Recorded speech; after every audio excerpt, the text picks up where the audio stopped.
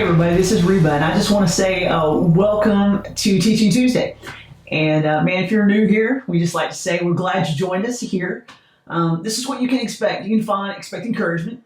You can expect something that is authentic because I really am just a real person, just like you, struggling through real stuff, just like you are, and trying to figure it all out in the process.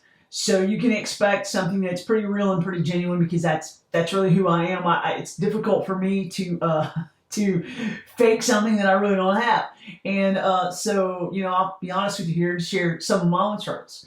But not only are you going to get encouragement, not only will you get authenticity, I think, here, or just a realness here as we talk about things that are real and practical. But that's my last word there. And that is, I think you're going to get a takeaway. And I love being able to hear something, listen to something, watch something where I get a takeaway from my life. Okay, so I can immediately go and say, okay, how do I put this into practice? What do I do with this? And so we've been going through a study for the last few weeks on prayer. And we've been talking about moving from people that are faithful. And I've really been leaning into this study of prayer and how God begins to make us look like Him. Okay, so we know that God is faithful, all right? But I'm not always faithful. Can I just be honest with you? I don't always do what I need to do. I don't always do it in the timing that I need to do it. I don't always do it in the way I need to do it, okay? And so as I look at my own life, I'm like, Lord, I really want to be a woman that is filled with faith because that's really what a faithful person is. It's a person filled with faith. And, and I think if you're watching this, you're probably thinking, yeah, Reba, I would like to have faith as well. But faith seems to be a difficult thing, right? Because the Bible tells us that in Hebrews that faith is the evidence of things we can't see. So immediately we understand right off the bat that faith has this huge element of trust in it. Because I'm going to lean into something I can't see. I'm going to believe in something that I can't necessarily hold in my hand. And in that step of faith, I'm going to find a God who is faithful. Now follow me here, okay? The more I understand through these steps of faith that I take, stepping into what I'm not sure of, stepping into what I don't know, stepping into what I can't see, the more I'm proven in those places that are hard for me that God is always faithful in those places, then the easier those places become for me. Did that make sense? Okay. Because faith is a difficult thing, especially if you're new at faith and if you're trying to figure out, boy, how does this whole thing work? And so as we begin to try to be people who are filled with faith, it's not this, saying a phrase over and over again or going to a church service and getting really hyped up and going, wow, the worship was great, the message was great, now what, right? And it's not that. Faith is being able to every single day take steps.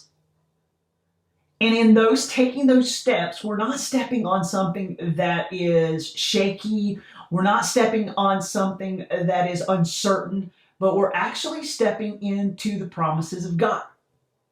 Anything else that you put your faith into, I promise you, is not going to pan out for you, okay? It is going to fail you in the end.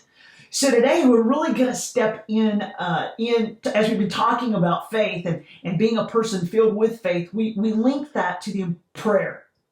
And I'm convinced that the way to become a person who believes more in God and has more faith in God to do and to respond is to be a woman or a man that is filled with prayer.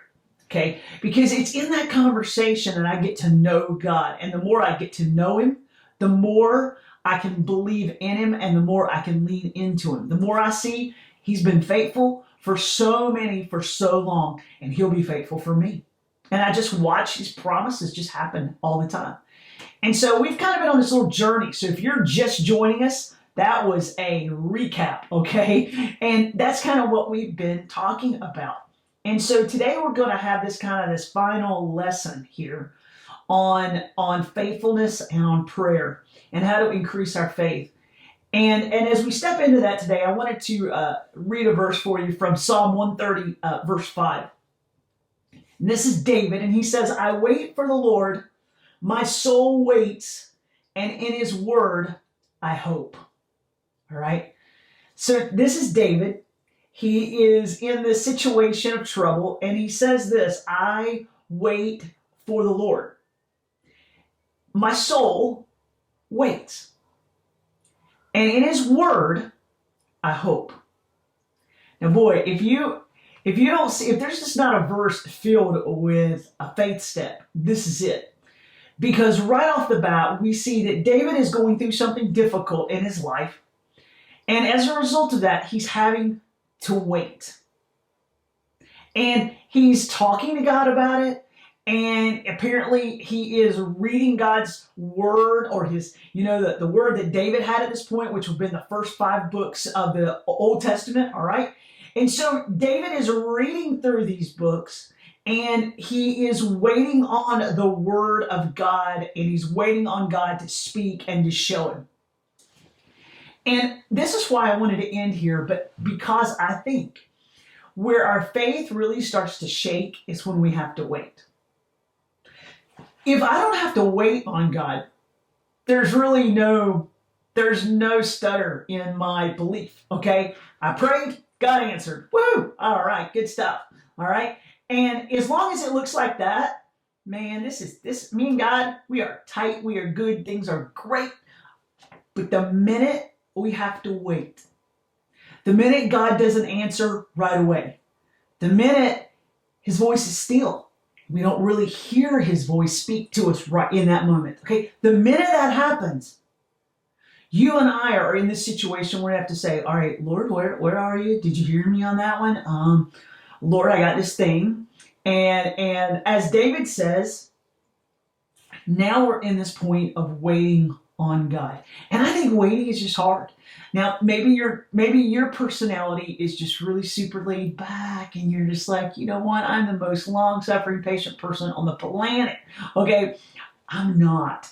Okay, I can be very impatient. Let's put it that way. And that's been one of the struggles in my own spiritual life that I've really had to ask God to help me in.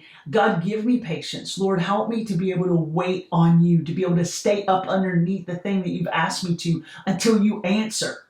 Because, sometimes I just assume, well, Lord, if you haven't answered by tomorrow, I assume you just want me to go ahead and figure this out by myself, right? Yeah, and off I take down the road trying to figure it all out myself. So right now, I want you to think of something right now, this moment, today, as you're listening to this. What is it right now in your life that you need an answer from God on? What is it right now you need solved? What is a problem right now that you just don't have the capacity to solve, and maybe you have been praying about it, okay? Maybe it's something that you have prayed. Maybe you've asked other people to pray with you. Hey, would you pray with me about this? Okay, maybe that's the case. But you don't have an answer. You don't have an answer. And you're like, wow, man, I don't have an answer. I don't know what to do. What should I do? And is God going to answer? Is he going to show me?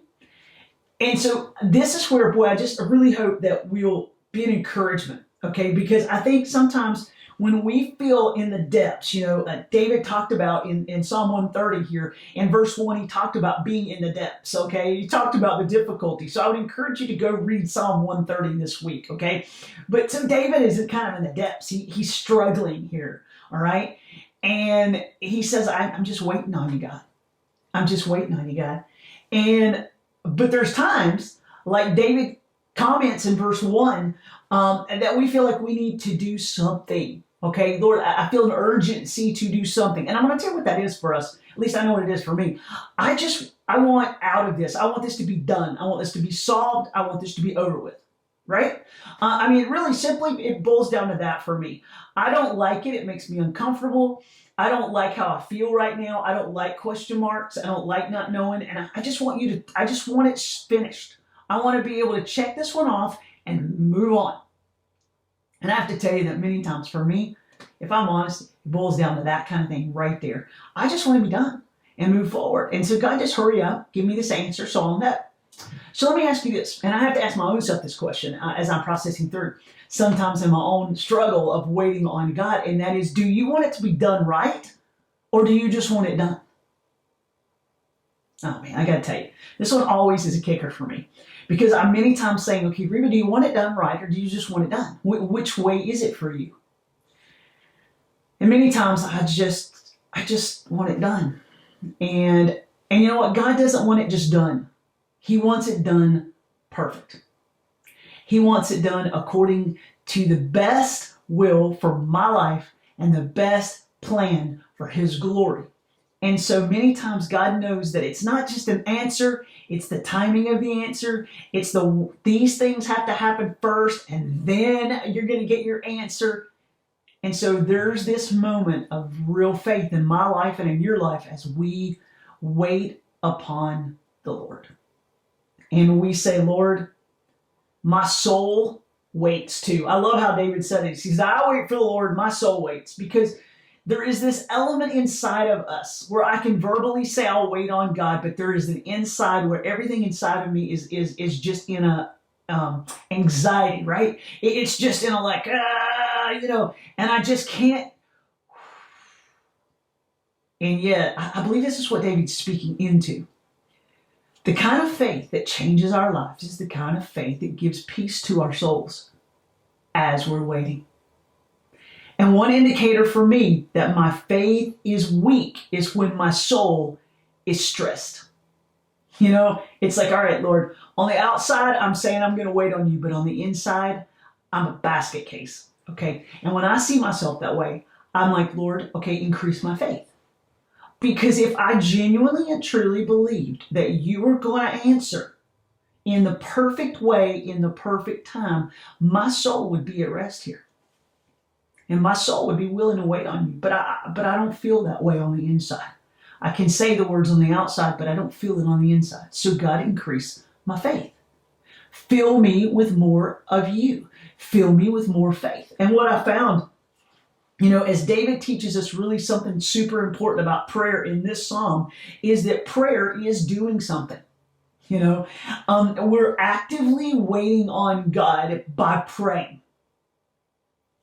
So when you're there, when that soul is anxious and when you're having to wait on God to answer and respond and you're struggling through that, I want to tell you how to actively do something, because I've had so many people through the years tell me, Reba, I need to do something. Okay, let me give you something to do. Pray. Pray. This is what David did, and this is what is going to help you.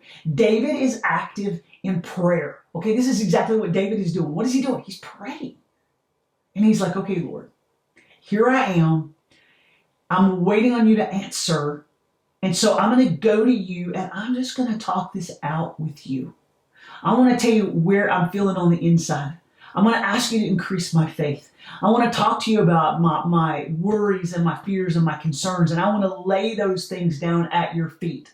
And then here's what's going to happen in this transaction between me and God. God is going to bring to remembrance His word. And His word is going to come to me. And I'm going to say, you know what? This is a promise that God has given me. And man, I know that verse. And I remember that passage. And I know that story in Scripture. And all of these things can apply directly to my situation and to my circumstance. And so I know, God, you love me, and I know that you're with me. And so even in verse 2 of Psalm 130, we see David talking about the steadfast love of God and how that love never changes. And we see him talk in verse 7 about the redemption of God and how God is working. He's redeeming circumstances out. And so this is what I know. David turns his heart towards the power, the might, and the plan of God to save, to redeem, to give, to show His mercy, to show His love. And when David reminds himself, wait a minute, this is what I know to be true about God. See, that's what happens when I pray. God reminds me of who He is. He reminds me, you know what, Reba? I love you. And I wouldn't do anything that would be bad for you. Okay? I am going to do you good. You can count on that. And hey, Reba, right now I know it's difficult and you're waiting through a rough period. I see you. I know you're there. But I redeem things. Remember, I take what's broken and I fix it. I'm the potter. You're clay. Trust me here. Rest in my love. Rest in my mercy. rest in my grace, rest in who I am right now. The answer is coming. It's coming. And you're going to have to trust me for it. And I'm going to tell you, it sounds so good. It sounds so easy right now when I'm doing it on this video, right? I mean, it just sounds so, like, sure, let's do that. And then I get in the circumstance. And I feel my soul, and I'm like, oh, this is not as easy as I thought. And that's why, when my soul isn't in rest and I need to do something, I just keep praying. I feel it. I feel that anxiety go, prayer. I feel stressed over it, prayer. I feel like I need to do something, pray. There's always an action step I can take, and that action step is the thing that will develop and increase my faith in God. It'll anchor me to His promises, and you know what else it'll do? It'll help me to wait. It just promises that it will help me to wait. And I can, I love what David says here. In His word, I hope. And man, this is so good. Because let me tell you what this is. This is I hope. And it's not I hope it all works out. That's not at all the word or the intention. But it is David saying, I know that I can put my full faith and trust in God. And I know that God can be counted on to get me through. In times of trouble, when you're waiting on God and you're not sure what to do, here's what I want you to know. You can action step into prayer. You can increase your faith in that place. You can hang on to promises there. And your hope will be anchored and sure. And that makes our faith increase. And it really is an action. It increases our faith over and over and over again. And it gets easier. It does. I know it sounds so easy on the video and so hard to do in practicality, but this is truth. The more I do it and the more I pour into it, the more it changes me. And I know I'm a testament to that in my own personal life, as I used to be horrible at this. But the more I put God to the test and the more I kept praying and the more I kept speaking and hearing Him speaking to me through His word, the more I've changed and I've grown in this area and my faith has increased. So today, remember that thing I asked you about? What is it? Why don't you shut this video down? When you finish up, hit stop. And why don't you take 5 minutes and say, Lord, I just need to pour it out in front of you. I want my faith to increase. Lord, I need to wait for you here. And so, Lord, give me hope in this place. My action step is going to be prayer. And I promise you, you will become a great giant of faith. And God will do miracles in and through your life as you wait before Him. Well, listen, I hope this has been a blessing. Please, I'd love to hear from you. Reba@dareformore.org. Shoot me out an email. Let me know how things are. Check up with us on our social media channel. And let me know how things are going for you. But until next time, have a great day.